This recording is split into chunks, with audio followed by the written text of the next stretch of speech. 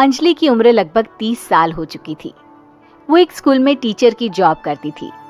अंजलि के घर में उसकी माँ के अलावा उसका छोटा भाई और भाभी भी रहा करते थे।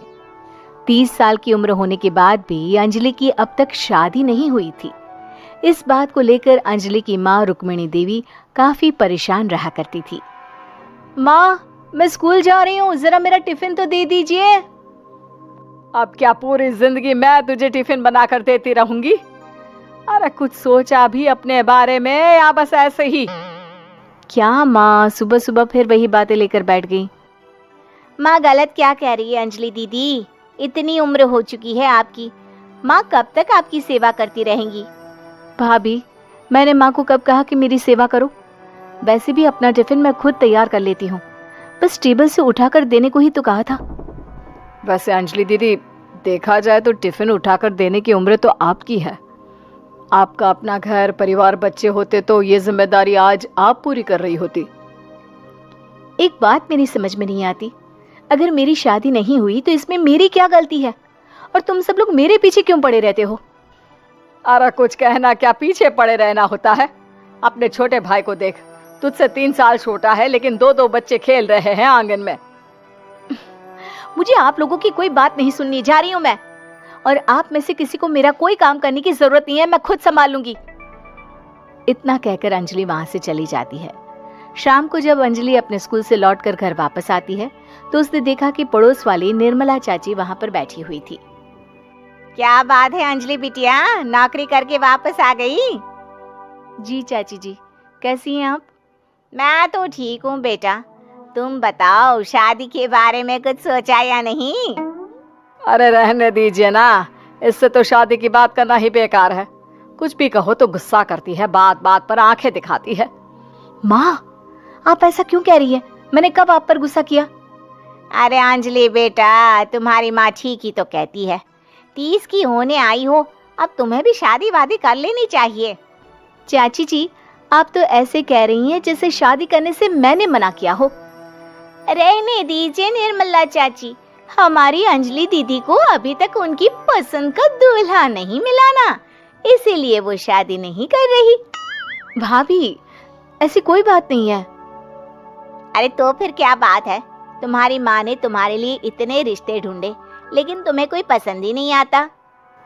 क्या है ना चाची जी, हमारी ननद रानी नौकरी जो करती है ऐसे ही थोड़ी ना किसी को पसंद कर लेंगी। अरे भाई, नौकरी का घमंड है तो बात अलग है, कोई और बात हो तो बताओ, कोई रास्ता निकाला जाए। नहीं नहीं चाची जी, कोई बात नहीं है, बस मुझे अभी तक अपनी पसंद का कोई मिला नहीं है।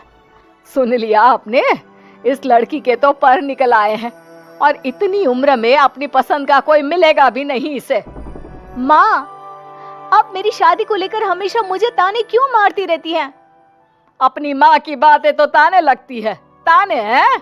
बताओ, मैंने कुछ गलत कहा क्या? देखो, ये सब छोड़ो, मेरी दूर की बुआ का बेटा है, उसकी अभी शादी नहीं हुई है, उम्र होगी कोई 34-35 साल। आप कहें तो बात आगे बढ़ाऊं?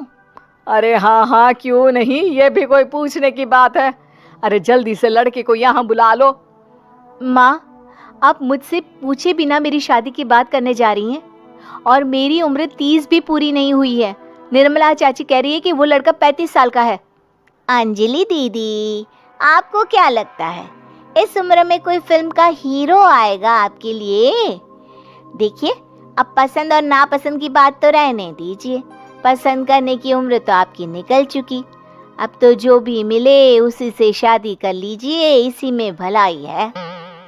तेरी भाभी बिल्कुल ठीक कह रही है, अब जैसा रिश्ता मिले उसके लिए हाँ कर देना ताकि हम भी गंगा नहाए। ठीक है, चलिए, मैं उस लड़के को कहती हूँ, वो कल ही अंजलि को देखने आ जाएगा। अगले दिन निर्मला चाची के दूर का रिश्तेदार अंजलि को देखने उसके घर आता है। उसका नाम था अजय। अंजलि जी, तो आप नौकरी करती हैं, वो भी स्कूल में? जी हाँ, मैं स्कूल में टीचर हूँ। हमारी बेटी बहुत होशियार है। अरे पढ़ने लिखने में इतनी होशियार है, इसीलिए तो इसकी नौकरी लगी है स्कूल में। हाँ हाँ ठीक है आंटी जी, जरा मुझे भी तो बात करने दीजिए आपकी बेटी से। जी पूछिए ना, क्या पूछना चाहते हैं?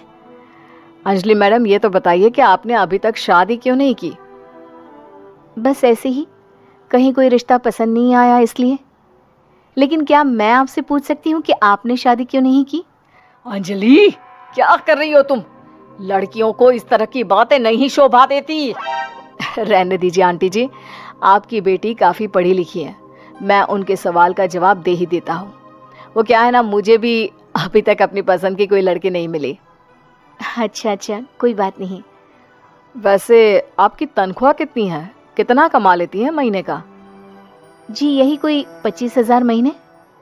बस 25,000? इतने से क्या होता है? इतने से तो आजकल घर भी नहीं चलता। आपके कहने का क्या मतलब है? अरे मैं तो ये सोच कर आया था कि नौकरी वाली लड़की है, आराम से 40,000 कमाती होगी। माफ कीजिएगा, आपका और मेरा रिश्ता नहीं हो सकता। जी कोई बात नहीं, मुझे भी आपके साथ शादी करने में कोई इंटरेस्ट नहीं है। अंजलि, किस तरह की बात कर रही हो? घर आए रिश्ते को ठुकरा रही हो तुम। दीदी, अब इस उम्र में आपको इतनी अकड़ नहीं दिखानी चाहिए। अच्छा खासा रिश्ता हाथ से निकल गया, कहीं ऐसा ना हो कि जिंदगी भर कुंवारी ही रह जाओ आप। कुछ दिन और ऐसे ही निकल जाते हैं और अंजलि की शादी कभी नहीं होती। अंजलि के परिवार वाले बिंदास उसे ताने मारते रहते हैं, लेकिन अंजलि एक बड़ी नौकरी की तैयारी करती है और उसमें सिलेक्ट होने के बाद अंजलि को एक बहुत बड़ी नौकरी मिल जाती है। अब तो दीदी के नखरे और भी ज्यादा बढ़ जाएंगे भाई, अब तो इतनी बड़ी नौकरी जो लगी है, अब इनकी शादी होने से रही। माँ, मुझे नौकरी के लिए दूसरे शहर जाना पड़ेगा। आप जानती हैं ये बहुत बड़ी जॉब है और इसमें पैसे भी बहुत ज्यादा मिलेंगे। अच्छा, कितने पैसे मिलेंगे बेटा? माँ, मुझे हर महीने 90,000 सैलरी मिलेगी। क्या? अरे वाह वाह, ये तो बहुत अच्छी बात है। लेकिन फायदा क्या? कितने भी पैसे मिले, शादी तो हुई नहीं ना तुम्हारी। अंजलि नौकरी करने के लिए दूसरे शहर में चली जाती है और जब कुछ महीनों के बाद वो वापस घर आती है तो उसे अपने पति के साथ देखकर उसके घर वाले हैरान रह जाते हैं। अरे अंजलि, तूने शादी कर ली और हमें बताया तक नहीं। और दामाद जी करते क्या है? इतनी बड़ी कार है उनकी। माँ, मैं आपको सब कुछ बताना चाहती थी, लेकिन आप सबके ताने सुनकर बहुत दुखी हो गई थी और इसलिए मैंने अपनी पसंद से शादी कर ली। मेरे पति मेरे साथ ही ऑफिस में नौकरी करते हैं और बहुत बड़े अफसर हैं। और एक बात बताऊं माँ, आज मैं बहुत खुश हूँ।